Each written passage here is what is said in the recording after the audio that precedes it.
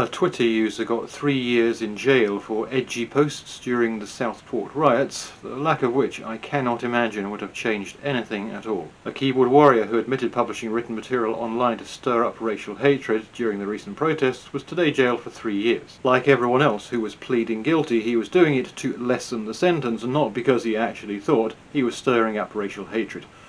I've removed his name here out of respect and replaced it with his online handle. Sick of it, aged 35, who had more than 90,000 followers to his Twitter account, expressed support for the recent protests and offered advice to protesters on how to remain anonymous. Among his posts on July 29th was a reference to the death of 3 children in Southport, alleging it was a terrorist attack carried out by a Muslim. He made some other choice remarks. "People of Southport, where the F are you? Get out on the street. Sunderland, go on lads. Starmer has basically said it's us against them. Hold the line. Numbers are important. Give them hell, lads." But the one that really got the snakes riled up was that one alleging it was a terrorist attack carried out by a Muslim. The miscreant in question was a second-generation Rwandan immigrant. Rwanda is only 2% Islamic, so it's unlikely that he was brought up a Muslim. And Southport, actually, coincidentally, also being 2% Islamic, it seems unlikely that he was radicalized into Islam. So even if you thought the murderous knife-wielding toe rag was likely to be Islamic because he was a murderous knife-wielding toe rag, the fact of the matter was that he probably wasn't. Fast forward. The Crown Prosecution Service has authorised Axel Rudikabana, aged 18, from Lancashire, to be charged with 2 further offences. The additional charges are the production of a biological toxin, namely ricin, contrary to Section 1 of the Biological Weapons Act 1974, and possession of information, namely a PDF file entitled Military Studies in the Jihad Against the Tyrants, the Al-Qaeda Training Manual, likely to be useful to a person committing or preparing to commit an act of terrorism, contrary to Section 58 of the Terrorism Act 2000. Likely to be useful. In fairness, I have a copy of La Mia Battaglia by one A. Hitler Esquire, which I have because I found it sitting in the open on a market stall just outside a hotel where I was staying in Naples, in Italy, and I bought it because I was curious to read the thing in Italian. I am not an N-word.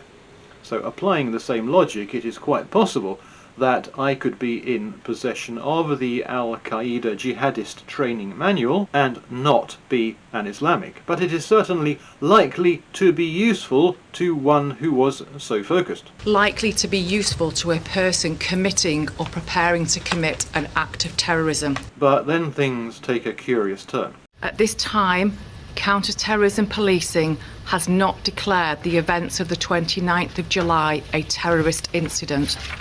The matter for which Axel Rudikabana has been charged under the Terrorism Act does not require motive to be established.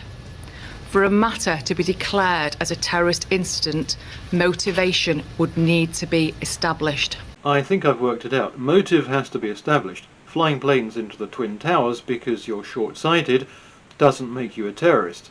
And if motive wasn't required, then you could do that simply by being short-sighted, and that would make you a terrorist, and that wouldn't be fair. And the charge of possessing Al-Qaeda material doesn't require a motive. You can illegally own your own signed copy of the Al-Qaeda training manual without there being a motive for it. So if no motive is established here, he won't be charged with terrorism. That's the logic. Charged with murder, with attempted murder, with possession of terrorist material and a biological weapon, but without a motive established, no terrorism charge.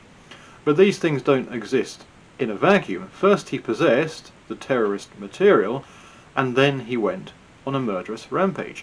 It is possible that the possession of that was incidental to the murderous rampage, and it is also possible that the possession of the material was crucial and key to the murderous rampage. Exhibit number 1, ladies and gentlemen of the jury. At this point, I am honour bound to return here. Among his posts on July 29th was a reference to the death of 3 children in Southport, alleging it was a terrorist attack carried out by a Muslim. What if it was? It might not be. The material might be incidental to the act.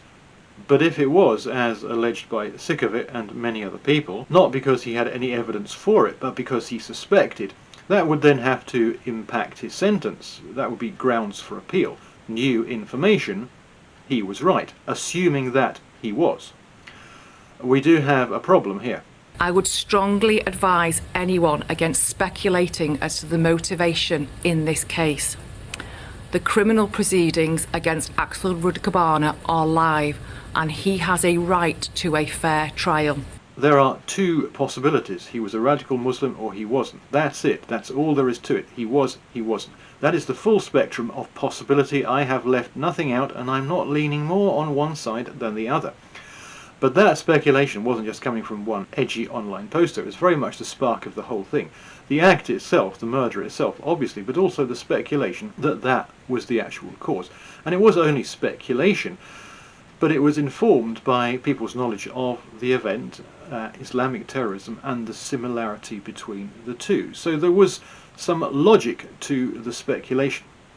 And if it was to turn out that that was actually the case, then it would have to put those idiotic sentences handed down to everyone in absolutely a different light. And surely it would yield sentence appeal possibilities at that point. Surely there would be a clamour for an absolute rethink of those idiotic sentences if that was to turn out to be the case. The additional charges are the production of a biological toxin, namely ricin, and possession of information, namely a PDF file entitled Military Studies in the Jihad Against the Tyrants, the Al-Qaeda Training Manual, likely to be useful to a person committing or preparing to commit an act of terrorism.